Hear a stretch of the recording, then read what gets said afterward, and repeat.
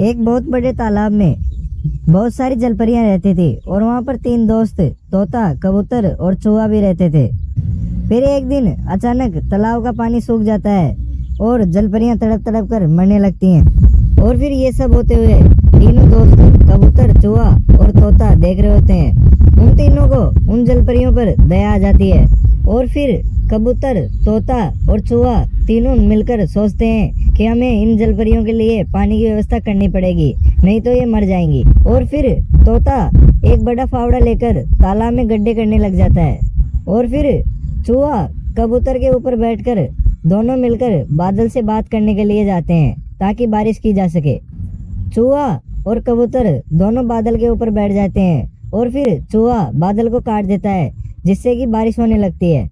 और इतने में तोता भी नीचे तालाब में बहुत सारे गड्ढे कर देता है जिससे कि उनमें बरसात का पानी भर सके। और फिर तोता उसके किए हुए गड्ढों को देखता है कि वो बारिश से धीरे धीरे भर रहे हैं और फिर पूरे गड्ढे भर जाते हैं। फिर तीनों दोस्त कबूतर, चूहा और तोता मिलकर उन जलपरियों को अपनी गोद में उठाकर लेकर आते हैं। फिर वह तीनों मिलकर धीरे धीरे करके उन सारी जलपरियों को उन सारे खड्डों में डाल देते हैं और वे तीनों दोस्त मिलकर उन जलपरियों की जान बचा लेते हैं।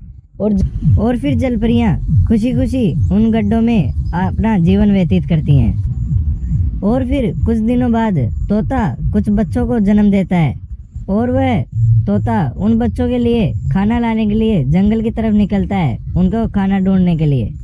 तभी तोता पीछे मुड़कर देखता है कि उसके बच्चों को खाने के लिए कुछ सांप के बच्चे वहां से जा रहे होते हैं। फिर तोता भागकर अपने बच्चों के पास आता है और उस सांप को उस फावड़े से मारता है। और फिर तोते और सांप की लड़ाई के बाद सांप रोने लगता है और वह कहता है कि मैं अब दोबारा ऐसी गलती नहीं करूँगा और यहाँ नहीं आऊँगा। अब तोता और उसके बच्चे रेगिस्तान में मज़े से रहने लगते हैं। तो दोस्तों, अगर आपको ये वीडियो अच्छी लगी हो तो हमें लाइक और सब्सक्राइब ज़रूर करें ताकि हमारी वीडियो सबसे पहले आपके पास पहुँचे।